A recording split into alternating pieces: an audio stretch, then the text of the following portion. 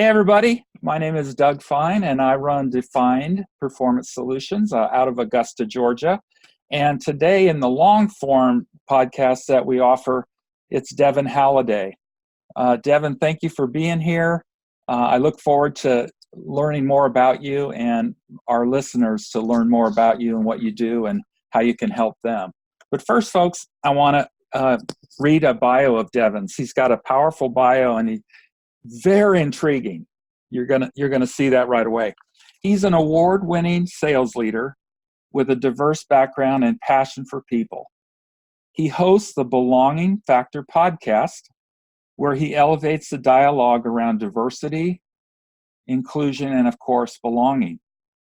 Devin is the founder and chief belonging architect at Rudiment Solutions, a people empowerment company that works with individuals and organizations to thrive in all things people, process, and profits. Devin proudly served in the United States Navy. He's a Northern California native. He's explored the people, places, and cultures across this beautiful planet. He's been amazed, he's been humbled, and he's been outraged. But mostly he's been inspired to share his lessons with audiences worldwide. So again, thank you for joining me, Devin. This is going to be a lot of fun. Oh yeah, absolutely. I couldn't have said that better myself. Thanks for going through that. You're welcome. Hey, what had you outraged? Oh gosh. Okay, so many things. I'll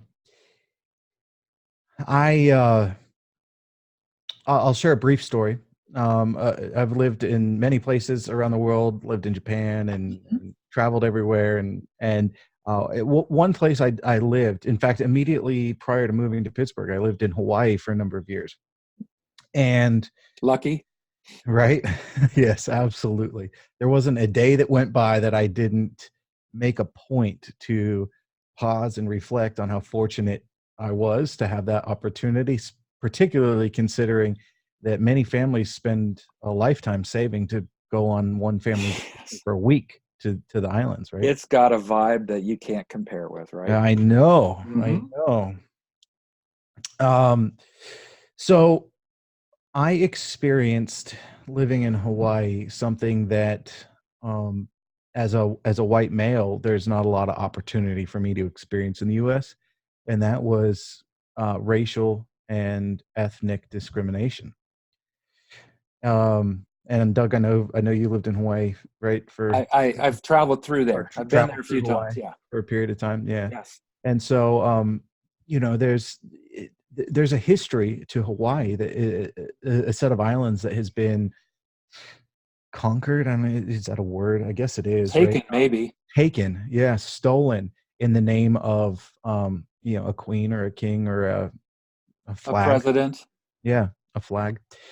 And so there's a long and rich history of very proud Native Hawaiian people who have experienced some tremendous things that my privilege dictates that I just have not been necessarily aware of. And living there and experiencing for myself this racism. And is it racism if it's yeah, I mean, let's just call it that. Because I was white and from the mainland, I was yelled at, ridiculed, not allowed in certain places. When I was with a Hawaiian friend of mine, etc., they thought that she had no business with being with me. Literally, we were coworkers and we were going to a restaurant that she absolutely loved, and she's a local Hawaiian. Wow. I wasn't welcome there. She had to leave too.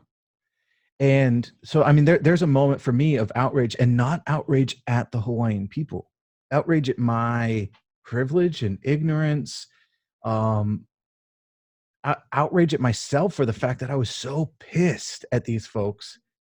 And in reality, yeah, that wasn't right. Yeah, maybe that shouldn't have happened.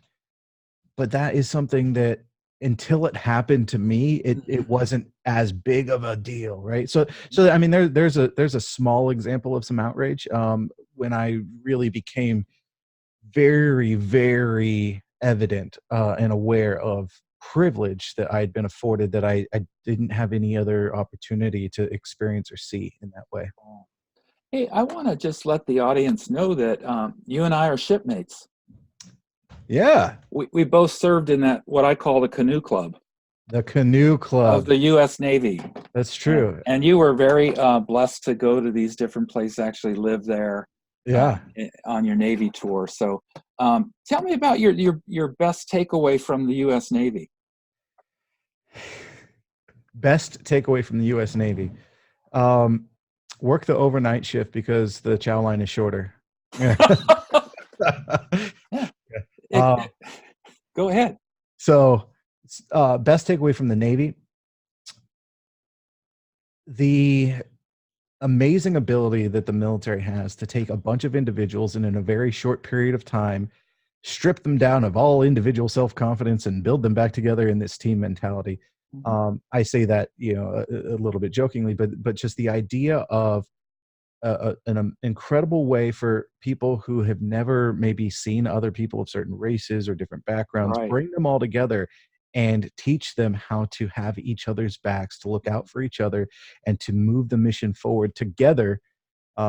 Was it just an incredible experience to go through at such a young age. Mm-hmm. I did grow up in Northern California, where there was, I believe, a very different experience than many parts of the U.S., where we had many different cultures represented in a very small geographic area. I was in school with kids from all sorts of backgrounds, and not just in school, but in society, in the area. Very open, very progressive, very liberal and diverse in that particular, social aspect. So that was not necessarily different for me, but like all social groups that identify on certain differences, little groups form and create cliques. And in the military, particularly in the onset, early on in boot camp and training, that there's no room for that. Everybody is a unit. So I would tell you, one of my biggest pieces that I've taken away is that ability to bring people together, and because of their differences, not in spite of any differences, make the group better. We were very fortunate, actually, because I had the same experience in my Yeah. tour in the Navy. Hey, this is going to be a little provocative for you, but so I'm gonna give the title of your book, the main title. Would you give me the following bit of the title? And then I'm going to ask you, how the heck are you qualified to write a book, dude? So here it goes. The belonging factor. Belonging factor: how great brands and great leaders inspire action, build community, and grow profits. Awesome. So Available now on Amazon.com. please go there, because his Absolutely. book launched this week, people. It did. So we're getting Devin's book fresh.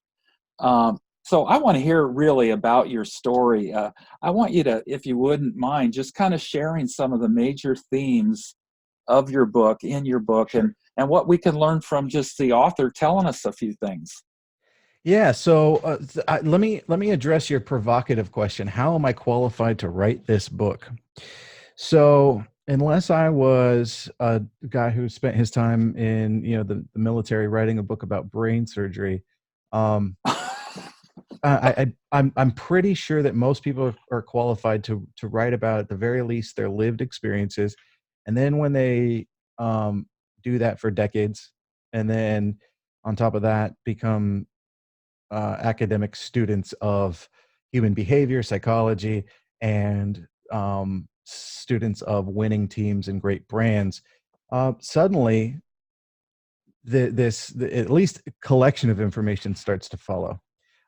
And then from there, in my work, putting it in practice with others and watching the results happen has really been the genesis of then what I would say creates the ability to put this book together with a confidence that as the reader, you can now take action on this. Mm-hmm. And call me if you need some help. Happy to walk you through some stuff. Call me if you want me to work with you. But really, you have the keys and tools to start doing what you need to right now as a result. Beautiful. So I took an approach with belonging factor to kind of break the book into 3 sections. Identified what I call the belonging deficit, Mm-hmm. and I talked a little bit about some of my history and story and how I came to believe in belonging and the importance of it. talked about my privilege, and the Hawaii story is definitely shared in there as well. And then ultimately why the future can't wait for us to figure this out. The future is here now. The way people work in the future is the way people work now. And Wow. and if we don't start taking that approach to it, um, if you are in an organization and you don't start taking that approach, your competitors are, because I'm working with them, and and and they will simply outperform you. In fact, the data is overwhelming in favor. 17% increase in revenue over industry averages just by creating a culture of inclusion. Forget belonging. We haven't even got to that full depth yet. This is just inclusion. 12% up in top line revenues overall. 9% up in net sales. And we're talking measured over a 6-year period too against peers. So there is an economic power to doing this, right? The second factor, or the second part of the book, is really then talking about the belonging factor, going what those 5 characteristics are. What are they? I'm glad you asked that question. So I talked on a little bit about this on our short form, but the most important characteristics is really where I boiled this down to. And let me be clear. I chose these 5 because they are overlaps between leaders and brands. And what I mean by that is the way a customer experiences your product or service through the brand, and the way an employee experiences the organization through the leader. 5 pieces overlapped in the research I did. And that was where I really saw this economic power develop outside of the community and the loyalty. So number 1, you have to have authenticity. So model what's expected. It means that you have to be able to self-analyze and really clearly state who you are authentically and transparently, and then model that, live it, be who you say you are. The second one, empowerment. Empower people, champion others, give ownership, give a voice, advocate, provide support, not reactively but proactively, right? So that's the next piece. Third one, defining roles and behaviors to create value alignment. And this is the part that I chatted about earlier on the short form, but this one is so important and probably most overlooked. It's the one that we actually most frequently say, got it, good, check the box, awesome. Yep, everybody has a job description and a job title. We're good. And we have our values up. Oh yeah, look at the wall. We put our culture code on the wall. It's about eliminating assumptions. So by checking the box and putting it on the wall, you've assumed that everybody's good. And so a big part of that is about eliminating assumptions. And I get certainly in much more detail in the book. Yes. Next one, community. You have to foster a sense of collaboration, trust, and the ability to be human that actually builds towards a community within your environment. What do communities have? When you look up the definition of the word community, or you just think of your own personal definition? In fact, Doug, maybe I'll ask you, how would you define what a community is? I would say a community is a place, or let's just say a place, or a group of people that, for one, have great respect for each other, and value and delight in people's diversity. They delight in the strengths of others, and there's no longer competition. There is just love and connection, and a will to work together towards something very, very good, whatever that is. Yeah, I love your definition there. It is the ability to work together to bring your values further forward to deliver or achieve whatever you want to. A community potluck. People come together, they cook their food, they communicate with each other about, oh yeah, Janice has this amazing dish that She's really good at it. Yeah, that's cool. Oh my gosh, Montel's barbecue is the best. We have to get his barbecue. Call Montel. Let's get him in here, right? Those kind of things. So it's connecting. Part of community is protecting it a little bit, but the other part of it is growing it. Yeah. So you protect the identity of your community while growing the people in it. And so that's ultimately the fourth one, and then the last one is to build intellectual or cognitive diversity. And I'm a huge advocate of diversity, of inclusion in general. I could go on another show worth of topics around what I believe is some of the challenges and how businesses currently approach achieving diversity, or their intentions behind why they're achieving diversity in their workforce, Mm-hmm. based on the methods that they're choosing. Mm-hmm. But intellectual or cognitive diversity is the greatest asset, and that does come from certain things you can see. Certain things you can see with a person's skin color or gender indicates that they may potentially have a cognitive diversity that they can add value to the team. But at the end of the day, what we're talking about with diversity is creating a constructive environment where people who are on the team are adding to the value of the culture of the team. They're not a culture fit, they're a culture add, right? Oh, beautiful.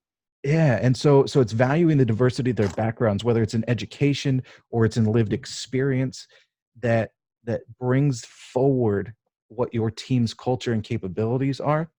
And so simply building a team that has people who look different based on gender or race, or ability, right, physical ability, does not mean that necessarily you've built cognitive diversity, or that you've done something that is going to measurably impact the value to the people and the outcomes to the business.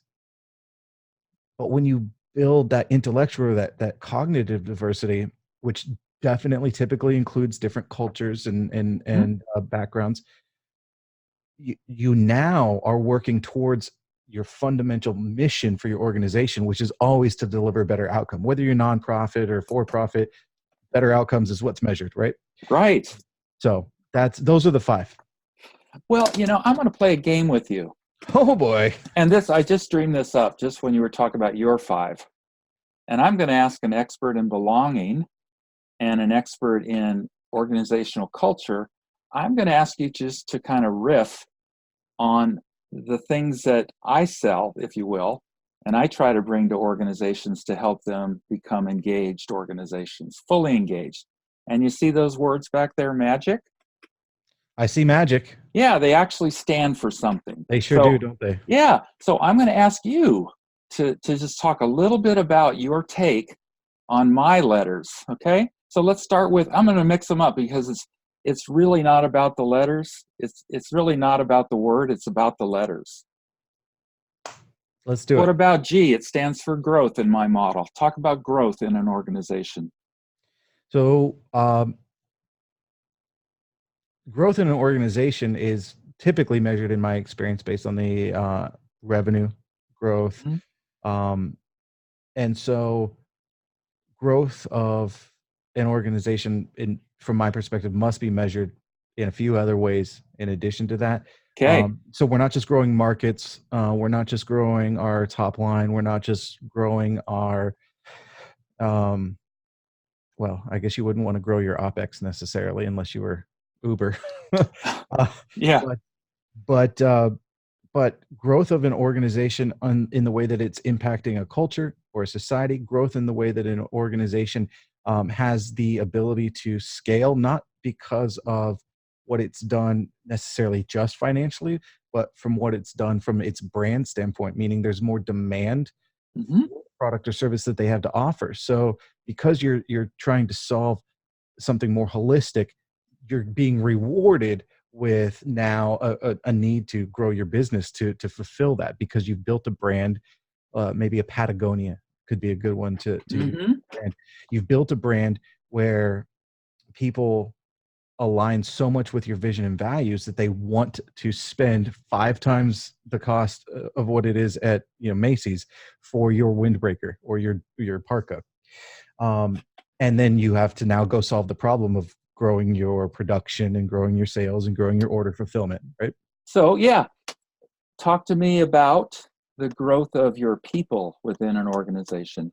Sure. When you say that, or when I say that, tell me where you go in your head about how people grow within an organization. Yeah. So growth of people, maybe that was just seemingly too obvious for me and I didn't mention. That's okay. Yeah, no, the growth of people within the organization. So um, I believe firmly in when I talk about empowering and championing others and giving them a voice, it's because by focusing on growing the capability of your people, growing the confidence of your people, they innovate in Mm, ways that have the ability to impact your business in such a tremendous way. They go home at the end of the day with a smile on their face, excited for the next day. And when they're at that barbecue or that restaurant or that family gathering or out with the bar with friends, and they're talking about how amazing their life and their work is, mm-mm, they're actually recruiting for you. And they're absolutely. not gonna recruit the, you know, the dirt bags. Uh, That's a Navy term, y'all. yeah, it is. It is a Navy term. They're going to be recruiting and attracting people who align similarly in those types of values or characteristics. So then now you're growing the power and capability of your organization. And then of course you have growing careers. So when you think about growing the progress of an organization, some of the best organizations that exist out there have people who started in mail rooms or entry level Hmm. jobs and had leaders who grew their capabilities, their proficiencies, their impact, and empowered them to take those next roles. And now they're being led by, or organization, parts of the organization being led by people who have not necessarily just been indoctrinated into a culture, but who've been part of like that leading edge of every part of change, right? Boy, you just shared something that it's a little bit of a mind blow when you talked about an organization that you can bring in people from the outside, and that oftentimes people do, but that leader that's been groomed and grown within the organization and has been given and earned all kinds of opportunities within that organization to eventually have a senior level position. Don't you think that person is just going to be so clued into what he or she got from the organization, and there it's going to be so much easier for them. They don't have to be convinced about growing their people. They were Yeah. grown, and it's just going to be almost like an automatic thing. And that just leads me to think, gosh, people ought to be people ought to be promoting from within way more than companies tend to do. It's Yeah. almost period. I want to say period. Yeah, yeah, period, right?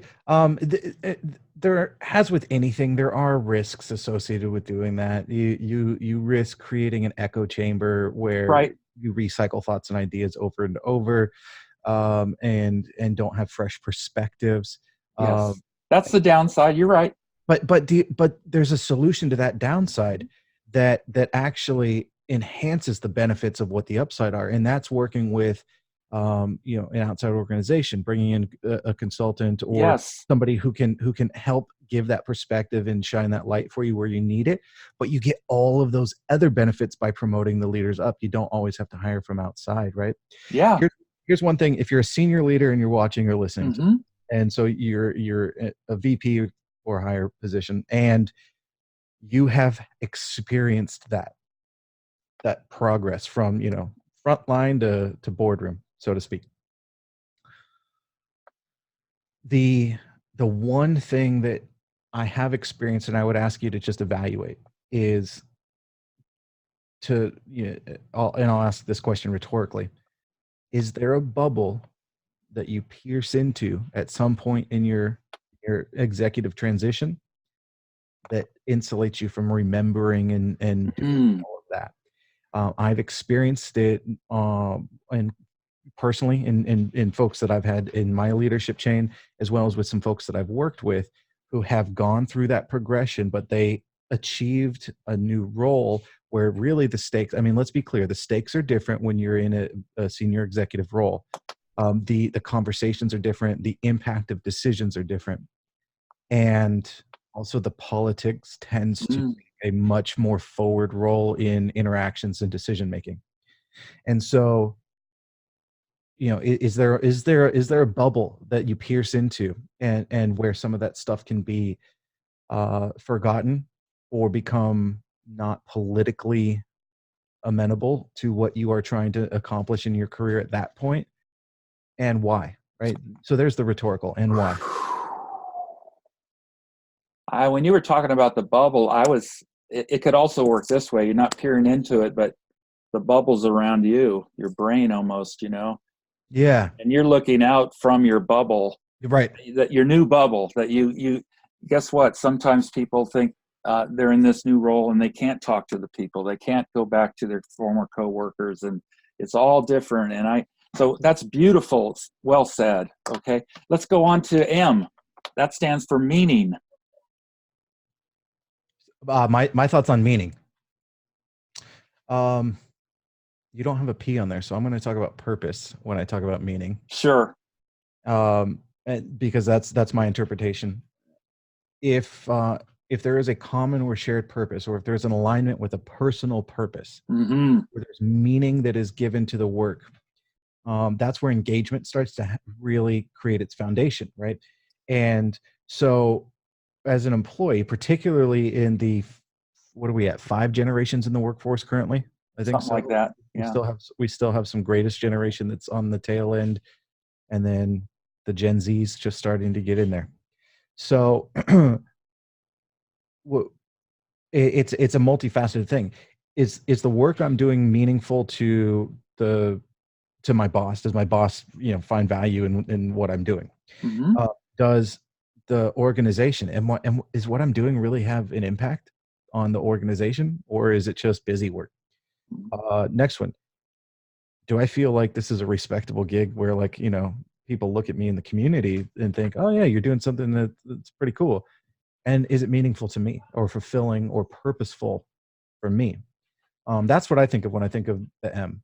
I don't know where you sit on it, but that's where I would be doing, and I do my work in helping fulfill those areas of purpose. Awesome. Well, what we share is that everybody needs to find the meaning in their work, and it could either be directly, like from the work itself. It's like you're motivated by something outside yourself. It's providing something to you, and there's the opportunity to have like indirect meaning. That, let's say I have a very low level position in the city, of utilities department in the city, and I'm picking up trash every day. That's my job. Well, is that super meaningful to a person? Maybe not, maybe, but it can become meaningful when they understand I have this job because I got 3 kids and I have a wife that needs this income. So they're finding meaning sort of in an indirect way. That's kind of how we view it. It's like it's internal to what you're doing every day. I think your meaning is certainly not your meaning is certainly direct into what you get to do every day, the gift you have Sure. of sharing. But there are a lot of people that are doing their work for other reasons beside the work, and that's perfectly fine. It's Oh, like, yeah, absolutely it is. okay, I mean, maybe you like picking up, I'm sorry, like is not the right word. Maybe you have the job picking up the trash in the park, and where you find meaning is that you get to take your kids to a clean park. I exactly, mean, that it's what something as that's simple the as that, right? and yes, and that person uh, can make that decision about the meaning that they bring to their job. Absolutely, Yeah. 100%. So I think you kind of went a lot on connection, or community connection, but Oh, C certainly. stands for connection. So would you want to add anything else that how connection um, manifests in better engagement? Yeah, I think the reality is this: we're all just people working with people, and that's where in belonging factor these 5 characteristics work so well. And the reason they even overlap is a brand is just trying to, interface with a prospective or current customer, right? And a leader is just interfacing with the people within their organization that report to them. So, um, keeping that perspective where people working with people, it means that there has to be a connectedness that allows there to be communication that flows both ways, that it allows there to be Mm-hmm. curiosity Mm-hmm. about somebody rather than just trying to prove your point and walk out of the room, uh, or or beyond that, that feeling, like I talked about, of community, or being part of a team that is working towards something that is bigger than the sum of any of its parts. You know what you just said, which is it's going to help me in my role in bringing this model to the world. With this word connection, you said 3 things related, how you understood connection, that all begin with the letter C. I did. Yeah, communication, curiosity, and community. Wow. That wasn't an accident. I told you, he's smarter. He's a smart guy. So what about the letter I, impact? If you Oh have boy. impact in your company, in your organization, what does that look like, and why would that engage somebody? Why would that make somebody engage when they have impact? Yeah. So this is what I've spent years and years and years talking about.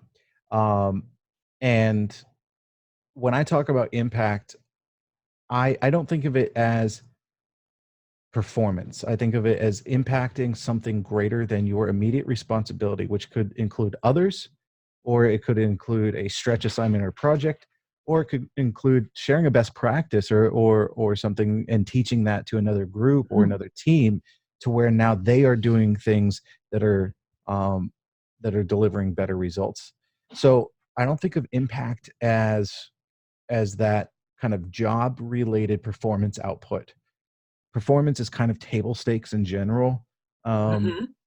so for me, the value then in that is not only does that make you a more promotable person. People promote people who they know for the right reasons, right? It's not the old adage of it's not who you know, it's what you know, or it's not what you know, it's who you know. It's beyond that. It's who knows you and what they know you for. So when you're having an impact on others and on a bigger part of the organization, not only do you feel great that you're doing Mhm. this, particularly if you're getting a little bit of recognition, Yeah. but beyond that, it's also kind of career defining in that it gives you in your best light to others to experience and see. You become recognized as maybe an expert in certain Mhm. things, which can start to give you credibility towards those next roles. And certainly, particularly if you're proactively doing this rather than as a request from a boss or something, it's demonstrative of natural leadership tendencies. Yeah. And Yeah. The author of Engagement Magic, his name's Tracy Maylett, and he's the CEO of a company out in Utah called Decision Wise. He tells a story in that book about he was on a plane with a gentleman. I think it was a plane. It could have been a train, but the guy had this super arena type thing on the back, and he says, "We're building the world's largest arena." And I think it was going to be in the Philippines. We're building. I'm building. Maeve said, "I'm building the biggest arena in the world." And Tracy thought, "Man, this guy's wearing his work on a T-shirt, so I need to ask him about this. right, What's your role in building this thing? You're building it." Is the guy said, "I get to screw in every um, wall socket cover in the whole place. I get to do that. That's my contribution to building this beautiful, new arena." And what do you think did that come from himself, or did that come from the leadership of the project? But he felt like what was the impact of putting the light cover on a fixture? What was the impact there? It's like I'm helping with this. yep. It's my part. I'm doing this. Look over there. I've helped build that.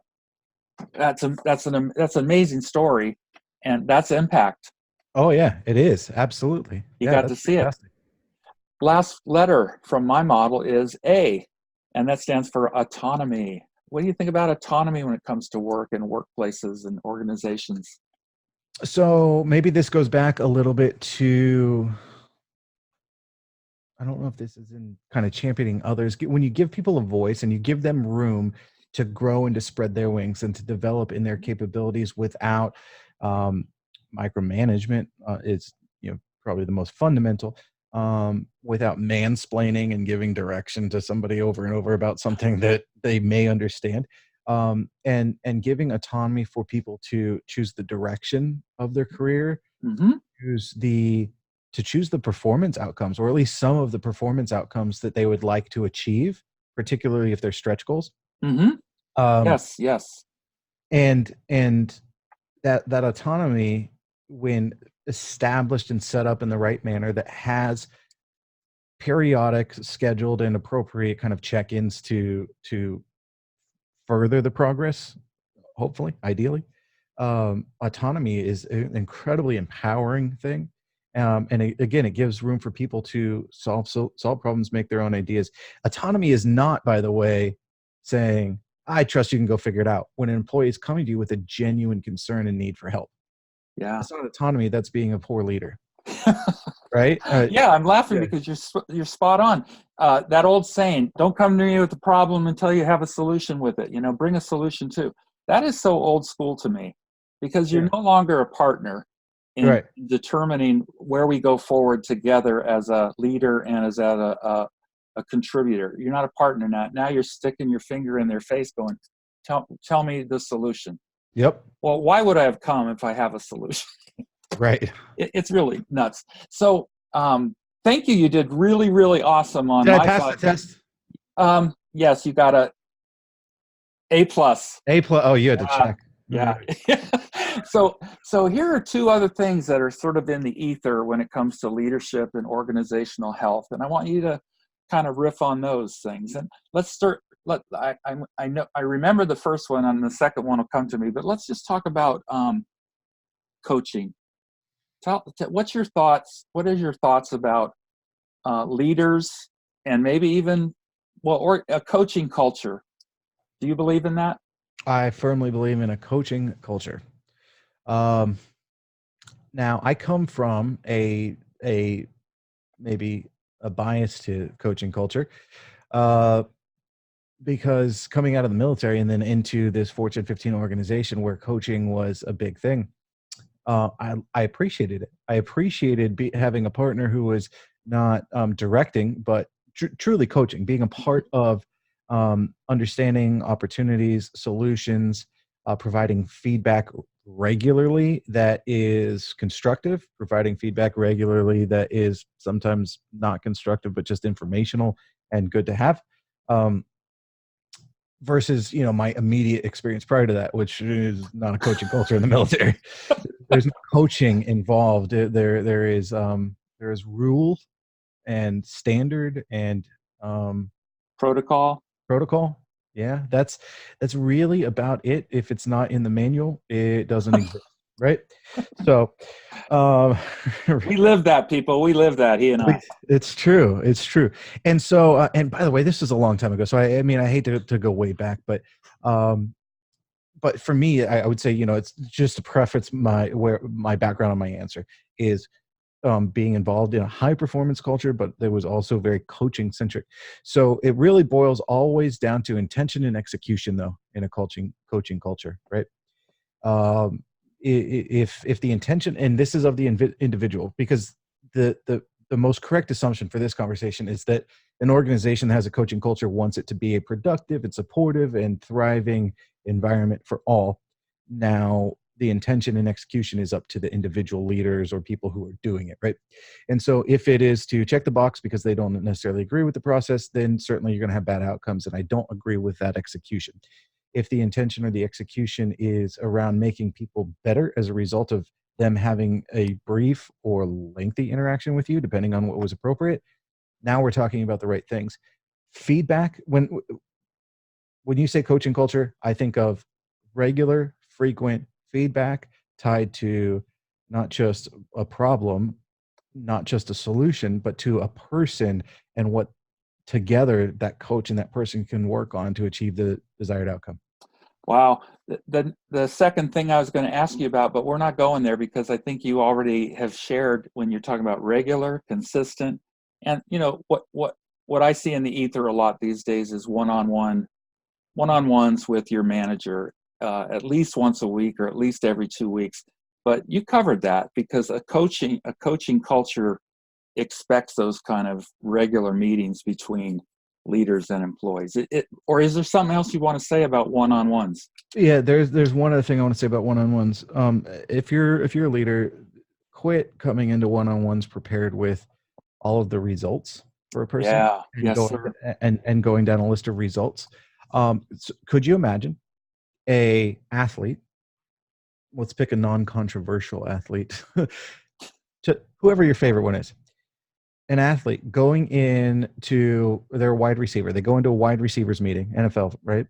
And the wide receivers coach sits down with them and says, all right, so let's take a look at your stats so far for the season. Now, you said you wanted to have 1,000-yard season. So right now you have X, you have Y, you have Z. And by the way, last week you dropped one pass, and then just kind of goes down the stats and says, all right, so Obviously, to be able to achieve what you need to with 6 games left, you have to average X amount of yards per, you have to have X amount of catches per. That's not coaching. I can read numbers and I can do math to divide by the remaining work days I have left in the month or week or quarter to figure out what I need to achieve. That's not coaching, right? Coaching is something that gives me behavior, action, support, reinforcement, guidance, direction on achieving whatever my next needed outcome is. The other thing is that coaching is having mutually agreed upon actions or outcomes, not just directed outcomes or actions, right? Oh man, take that to the bank, dude. Mutually agreed upon actions and outcomes. Mutually agreed upon. Really important. So that's Yeah. beautiful. Hey, we're getting close to wrapping up. Is it that time already? Yeah, we've been yapping a lot. Oh boy. You more than me, but yeah. So I get paid to talk for a living. What do you want me to do? that's right. You, I want to know if you're willing to share what helped you transform.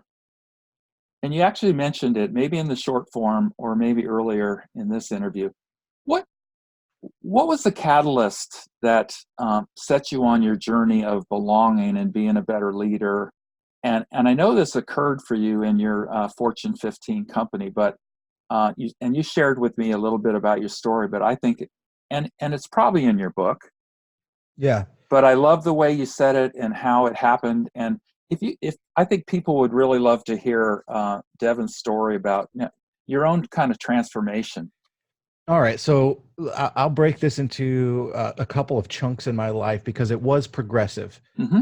in my awakening, if you will, or my come to understanding like what was really truly authentically at my core that I needed to fulfill in life. So the first part was I grew up as a little kid going to air shows and loved the Blue Angels and decided for sure I'm going to go into the Navy. I'm going to go into aviation. I love it. The movie Top Gun came out when I was a kid. That just sent me over the top. I was like, definitely going to happen. That's where I belong. And then I Wow. and then I did it. I made it happen. And I was there and I'm on the aircraft carrier and I'm like ducking under the wing of planes in the hangar bay and so cool.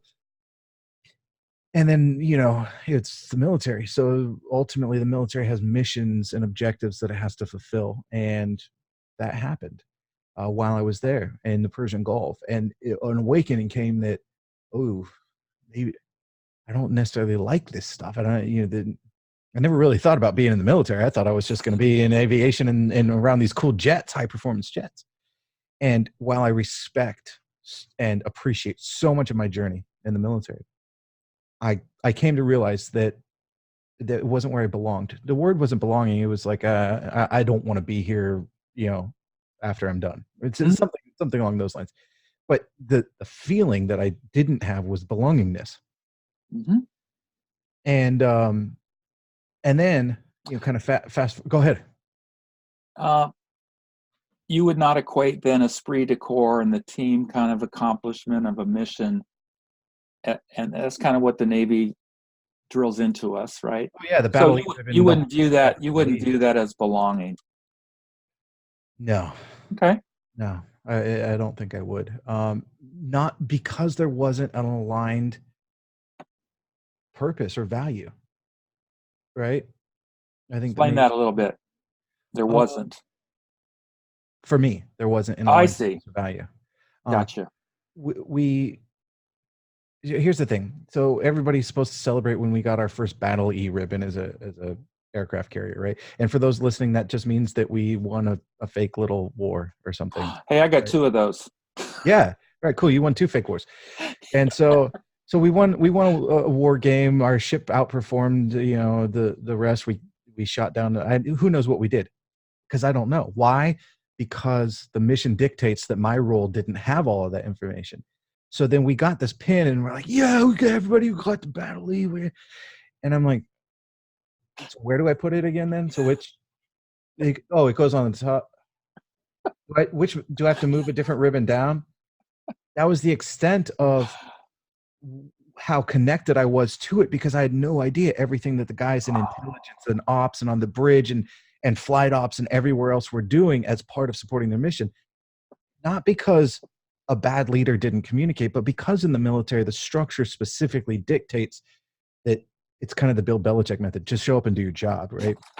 And and so there's actually a mission critical necessity to not share out that information for fear of things being disseminated more widely than they should be. So yeah, there was no sense of pride in necessarily feeling that. I didn't have a value aligned with it. Now, had I known that we were going into some war games and us and the Australians were going to team up against South Korea and whoever, and you know, maybe it would have felt different. You know, That did not trickle down to you, though. negative. Gotcha. Yeah. Yeah. So I mean, we had different experiences, right? You were commissioned, and I was enlisted, and so you probably had a little more information than I had on the day to day. Really, all anybody cared about was, did I get my plane up and running again so my pilot could fly? I mean, that's what they cared about, right? Yeah. And I found purpose and meaning in doing that. I like doing it. Right? Mm-hmm. Okay, so fast forward now. I'm in my kind of Fortune 15 company, and I get my first management job, and I'm getting promoted in a job that I spent time as a peer with all of these people, and now I'm their manager. And Bud the boss, as they say. yeah, right, exactly. And it was a rocky first 6 months. I came in and I did all of the things that every single leadership book tells you explicitly on page 1: never do these things. And I was like, burn that, I know better. I'm going to come in and I'm going to do this. And I came in and I emulated some people who already had the position I had, or higher positions. I emulated their behaviors, even though it didn't align with necessarily who I was, because I thought that's what you had to do to be successful in this organization. Well, turns out, and fortunately, I had built a good relationship with these people who I was leading. A few of them came to me and said, "You're going to have a mutiny on your hands unless you get this sorted out, because this is just not a cool situation." And that, right? And so what I was doing is I was managing the KPIs, all the stuff I already said don't do. Sure. Yeah, I did it. Right? I'm not infallible either. Early on, I made all of the classic mistakes, errors that you could possibly make. I signed up for them and I ran full speed at them. And got the T-shirt for all that too. I did. And so what I ended up with, though, was this deep appreciation and understanding that if I'm coaching to and leading people rather than coaching to and leading outcomes and results, good things happen. And so again, don't have the word belonging yet, but now it's about creating a team of cohesive people that are working towards a common goal. I then, to see what the impact of that was. So that was my first 6 months as manager. My next 6 months, to a place where we're winning, quarterly and annual awards, where I have people on my team asking, "Hey, can I lead a team meeting? I'd love to talk about this. I'd love to share this with the people." Right. So that's all. And of course I said yes. Right. And so there's your empowerment, and there's your collaboration, and there's your growth and cognitive diversity, and all of these things happening. And then we kind of fast forward to really, I'm going to take you now full like 18 years later, to where for me, I had an unexpected passing of my father last year, and it really kind of, I was going through the existential crisis. What's the meaning of life? What am I doing? How do my kids see me? How much time do I have left with them? All of the things that happen. And an opportunity came up for me to leave my organization. And now, I'd been working with a boss who we certainly did not in any way see eye to eye. As a matter of fact, there were some accusations made against me of some things that I didn't, in no way had anything to do with me, but we clearly had never connected. So she felt comfortable enough making that accusation, and that told me, listen, I don't belong here. So then between that, my father passing, and having now been a student of what great cultures and outcomes combined kind of look like, I was very clear going, I don't belong here and I have to change it now. And I realized that not everybody could be in a situation where they could actually do that and leave. You kind of have to stick around and do it. And I felt very fortunate that I was in a position to be able to do that. So now that's what I've committed and dedicated all of my work to, is to help create environments where that can happen for others. Wow. Devin, this has been a powerful interview, at least on my part, and it's been fun. I've enjoyed every moment of it. Good. I'm going to give you the last word again. tell our listeners about where they can find you, what you have for them, about your book, all that good stuff about, promoting yourself to get the word of All Devin right. Halliday out there. So don't stop watching, don't stop listening, because I'm going to give you something. And then I'm going to tell you how to get in touch with me. Sales guy, watch. Yeah, right. I might have sold something before. So I would like to give away 2 copies to your listeners and viewers of my book, 2 autograph copies. So all you need to do is go to D.FINED, just like right there, dfind.belongingfactor.com. And there you'll be able to enter to win. I'm giving away 2 signed copies of my new book, Belonging Factor. And by the way, Belonging Factor is available on Amazon right now in every format you could possibly imagine. Awesome. And if you want to get in touch with me, find me on LinkedIn, connect with me directly there. I'd love to talk with you and your organization about what we could do to achieve the things you want to achieve. Wonderful. Devin, it's been a delight.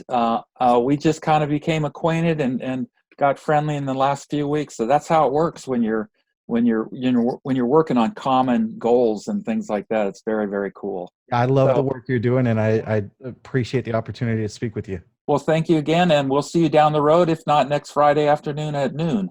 Love it. Right? Take care, Devin. Cheers. Bye-bye.